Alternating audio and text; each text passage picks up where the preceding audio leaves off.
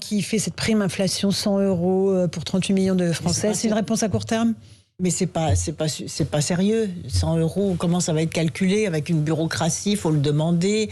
Au moment où tout est dématérialisé, comment le chèque arrive? C'est comme le chèque énergie. Vous savez qu'il y a une personne sur deux qui relève du chèque énergie qui ne le reçoit pas.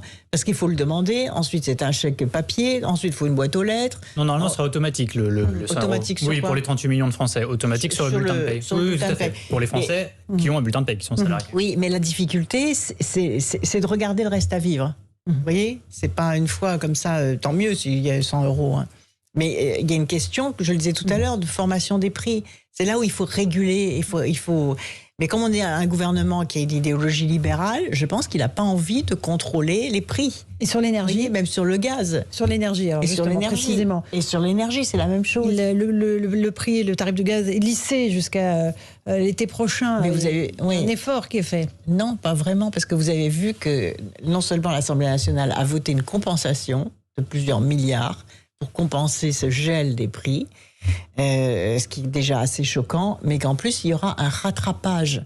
C'est-à-dire, c'est gelé provisoirement, mais ce que les Français n'ont peut-être pas vu, c'est qu'après les élections présidentielles, il a été annoncé qu'il y aurait un rattrapage. C'est-à-dire que le prix du gaz va d'autant plus augmenter pour rattraper, là, les hausses du prix du gaz. Or, la question est la même, puisque moi-même, j'avais bloqué en tant que ministre de l'Énergie, j'ai eu ce problème à gérer, j'avais bloqué le prix de l'électricité, parce que je ne comprenais pas pourquoi EDF nous racontait qu'il fallait toujours augmenter l'électricité. Ils étaient les seuls à calculer les coûts de production. J'avais bloqué le prix de l'électricité, vous vous souvenez, et changé le mode de calcul du prix de l'électricité. À ce moment-là, ils avaient saisi le tribunal administratif, ce qui était déjà un comble contre leur ministre, et qui, sur la base des anciens contrats, avait effectivement opéré un rattrapage, même si pour la suite, j'avais là imposé un blocage du prix de l'énergie. Ce que je veux dire par là, c'est que par rapport au raisonnement que j'avais tout à l'heure, c'est vrai qu'il là aussi, il faudrait la transparence, puisque la vente du prix de l'énergie tient compte effectivement de la hausse du prix de la matière première, du brut, mais que sur la chaîne de production et de distribution,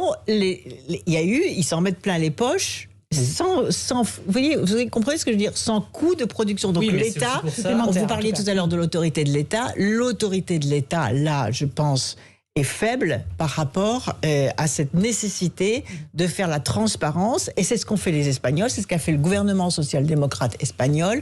Comment est-ce qu'il a fait pour maîtriser, pour faire baisser le prix de l'énergie?